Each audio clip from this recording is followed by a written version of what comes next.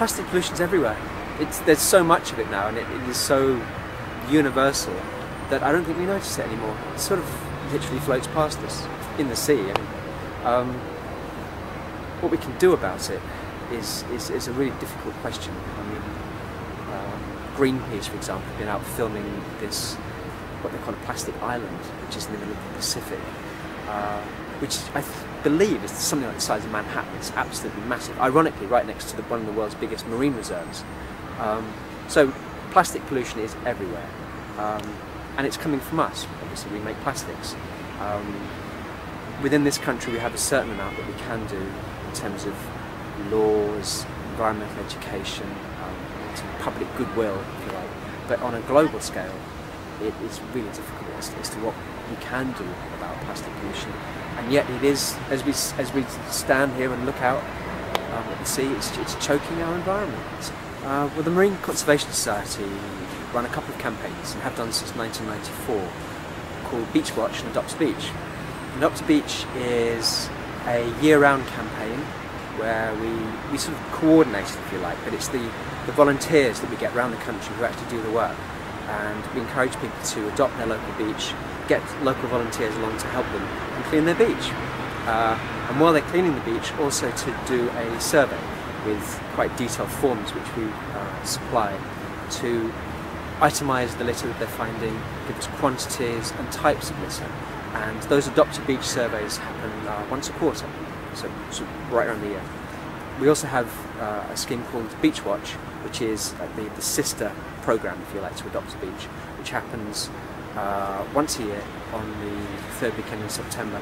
And Beach Watch is an annual survey and beach clean on hundreds of beaches right around the UK, involving thousands of people. Again, doing the same thing, collecting litter and surveying a stretch of beach, a marked out stretch of beach, and filling in forms with quite detailed information about what they find. They send that to the Marine Conservation Society, and we analyse all that data from thousands of volunteers and write it up into a report called the Beach Watch Report, which comes out each year in March. And the Beach Watch Report is unique, and it's a very long-standing record, and so it has huge influence in the policy that is formed and the opinions that are formed by people such as parliamentarians in the Houses of Parliament. So people coming out, turning out to do these things on their local beach, contribute to this bigger scheme, and really can have a national impact. So that is really the schemes that we're running, and I would say that we've been very successful in the last 15 odd years. So the question is, how are we going to reduce the amount of plastic in the environment? Very difficult question. Plastic is not easily biodegradable. Different plastic items have different rates of decay, but if you take a plastic Coke bottle, for example, throw that in the sea, that will take maybe 400 years to disappear. It just becomes broken down into smaller and smaller fragments, and these fragments become dispersed over a wider and wider area. So we are already at the situation where we have seas which are largely filled with microscopic pieces of plastic. They're not going anywhere, they're just inert pieces of plastic. In essence, what we can do about it, I suppose, it's a very simple problem. Plastics are man-made, so they're coming from us. We are putting them into the environment.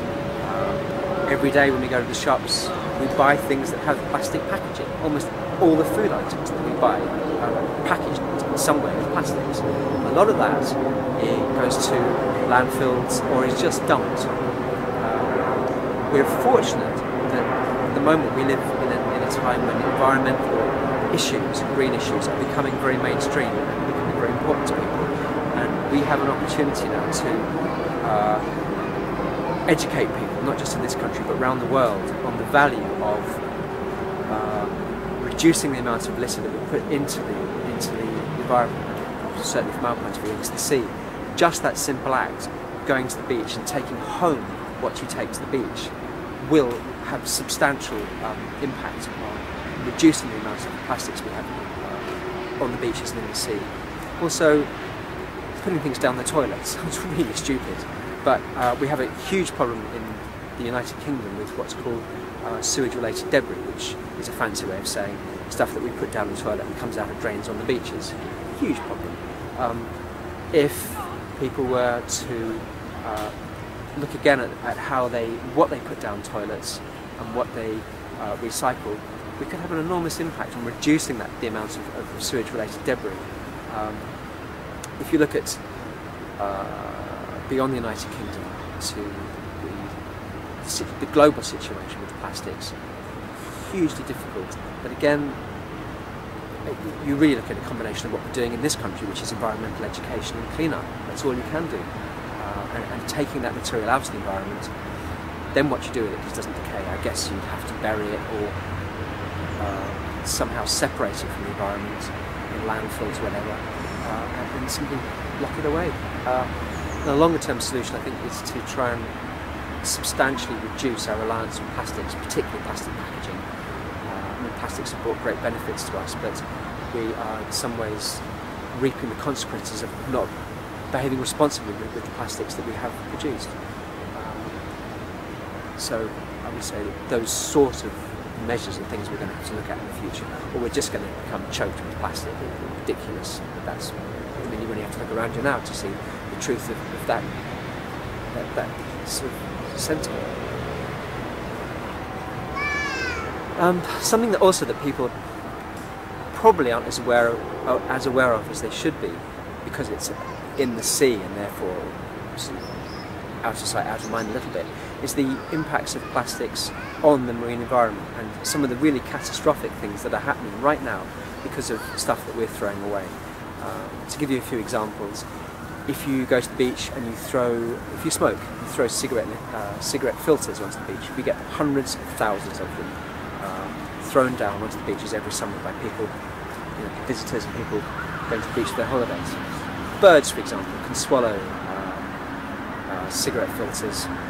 Once they're in their stomachs, they absorb water and expand. You can get seabirds with split stomachs.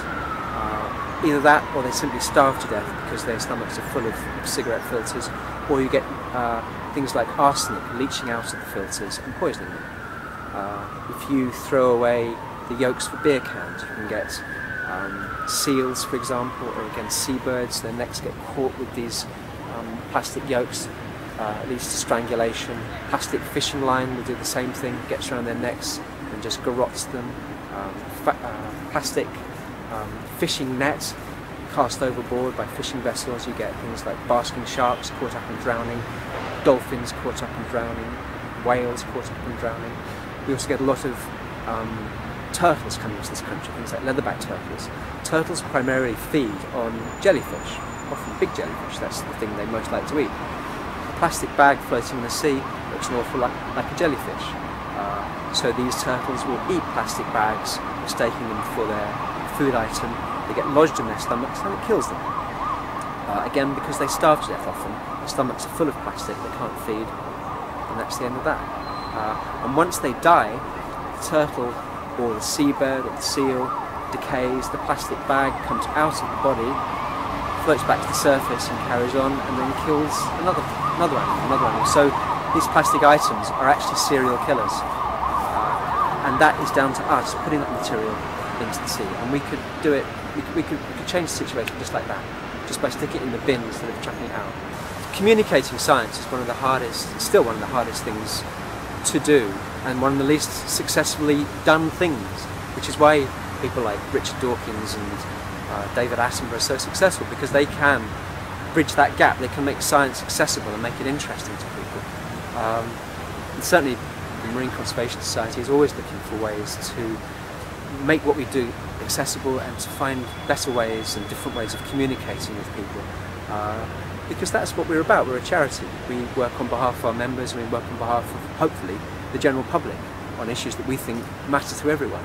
And so the more effective we are in communicating those issues and in making people feel that by helping us they can make a difference, the better it is.